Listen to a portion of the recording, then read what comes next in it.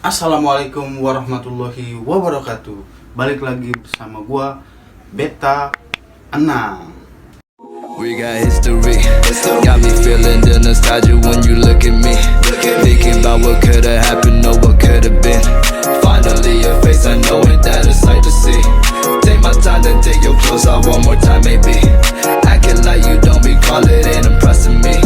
Didn't come to see your friends, I know you came from me.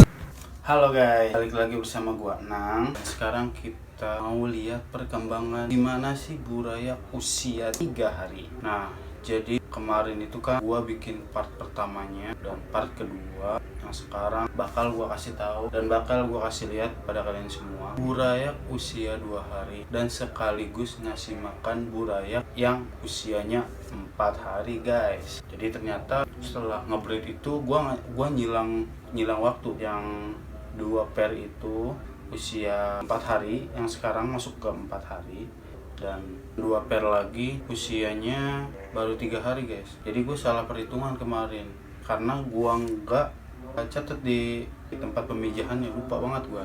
Tapi nggak apa-apa, nanti apa sih yang bakal gue kasih ke kalian, maksudnya yang gue kasih tahu selama gue breeding itu apa yang gue kasih buat Buraya gue usia 4 hari. Nah itu guys, jadi tetap pantengin video ini sampai habis ya, jangan di skip, takutnya kalau di skip part-partnya bakal nggak ketahuan dan bakal ketinggalan. Tetap stay di channel gue, oke? Oke guys, sekarang udah ada macam-macam pakan buat Buraya. Sebenarnya sih ini semua bisa. Ini bisa. Yang pertama ada molik, yang kedua ada pelet halus. Ini namanya Fengli, pelet halus, dan ada Artemia. Ini yang caranya ditetaskan yang dikultur ya. Yang ini namanya kutu air. Nah, dari keempat bahan ini semuanya bisa, teman-teman. Nah, pengalaman saya di setahun belakangan ini ngasih pakan Buraya usia 4 hari. Ini saya sudah coba semua, teman-teman. Pakai 4 jenis makanan ini. Saya kasih tahu yang pertama ada molik ya. Nah, molik ini berkata, kalau kata orang itu ini infusoria yang udah diekstrak seperti liquid pada umumnya, teman-teman. Ini juga tempatnya kayak liquid. Yang buat pep ini bahan kandungannya di sini infusoria starter, asam amino, whey protein, multivitamin, mikrobakter, mineral, mikroenzim. Sebenarnya bisa pakai ini, tapi cuma saya udah ngelakuin ini dan ngasih ini dan itu hasilnya kurang maksimal. Seperti contoh, ketika saya ngasih ini di 6 hari ke depan atau seminggu ke depan, air akan berubah menjadi kuning pekat. Nah, setelah sudah masuk ke 8-10 hari, molik ini pakan seperti ini bakal numbuh rambut yang berjaring di bawah air. Namanya Buraya yang masih baby, yang masih bayi, yang masih umuran di bawah 2 minggu ke bawah, mereka tuh sulit untuk berenang karena banyak rambut-rambut yang kayak selaput sarang laba-laba gitu. Nah, mereka kejebak di situ, ngambil oksigen ke atas. Makanya dia kurang cocok. Kalau bagi saya ini kurang cocok untuk saya. Kurang cocoknya karena airnya bisa menjadi kuning kental dan berminyak. Nah, di sini kan tertulis larva fish food ya. Di sini kandungannya larvanya tinggi, kandungan infusorianya juga tinggi. Jadi ketika saya campurkan 5 liter air dengan 2 tetes pun, nah, pertama-tama awalnya nggak ada efek samping apa-apa, cuma 4 hari ke depan bakal kelihatan. Makanya saya tidak memakai produk molik ini. Tapi teman-teman jangan salah paham, karena banyak juga orang yang berhasil di channel-channel YouTube yang lain menggunakan pakan ini gitu. Yang kedua ada pelet. Ini pelet Fengli, pelet yang sangat halus. Pelet ini pelet udang ya, pelet udang bisa dilihat.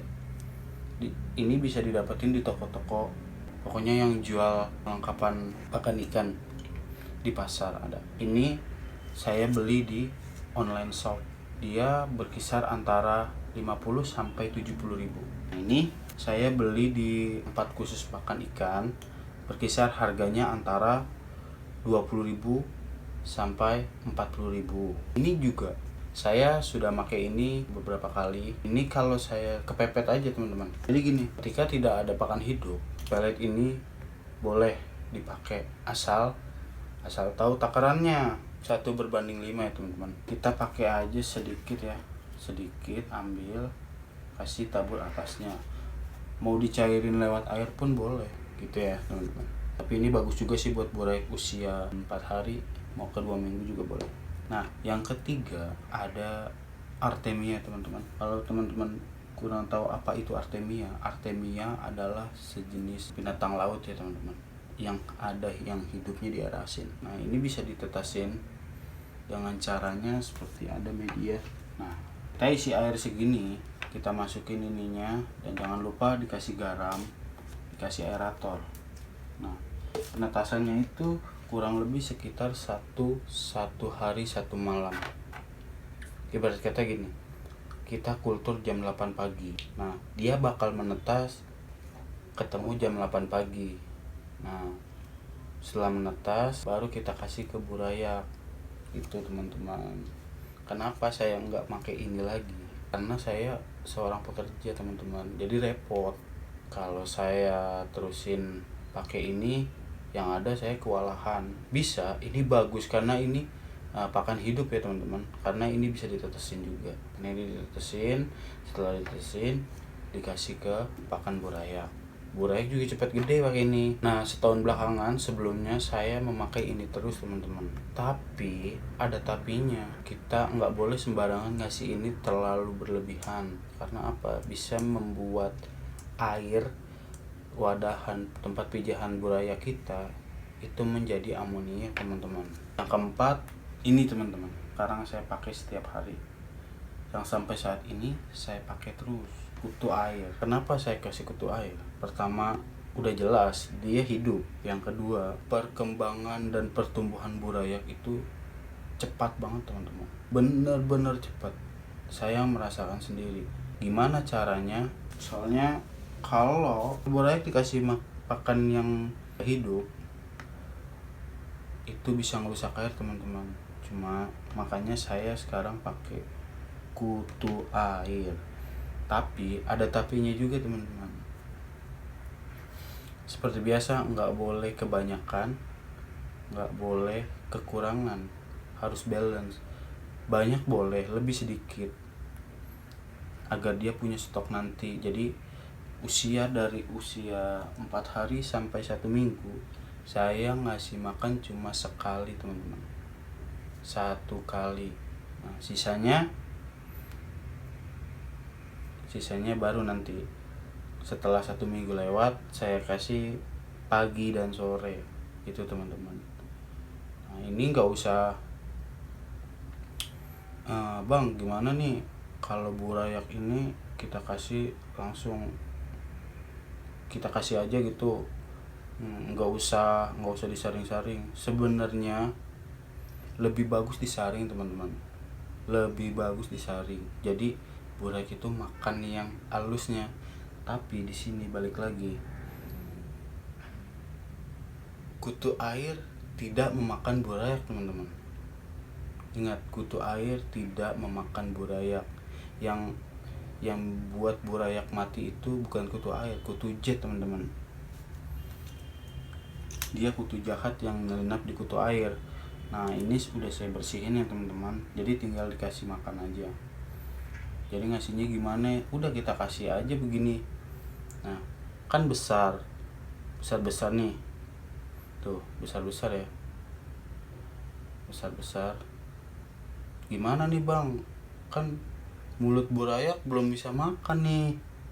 Nah, gimana caranya dia makan? Karena kutu airnya besar-besar. Tenang teman-teman. Setelah 1 hari kita kasih, kutu air ini bakal pecah. Jadi banyak teman-teman. Yang jadinya 1 pecah. Nah, pecahannya itu yang akan dimakan sama burayak teman-teman. Makanya ini pakan yang paling bagus menurut saya teman-teman. Kutu air itu pakan yang paling bagus menurut saya, dan saya pakai ini sampai sekarang. dari usia 4 hari sampai 1 bulan. Setelah 1 bulan masuklah casut atau cacing darah teman-teman, gitu teman-teman. Nah, gimana cara pemberian pakannya akan saya kasih tahu setelah ini.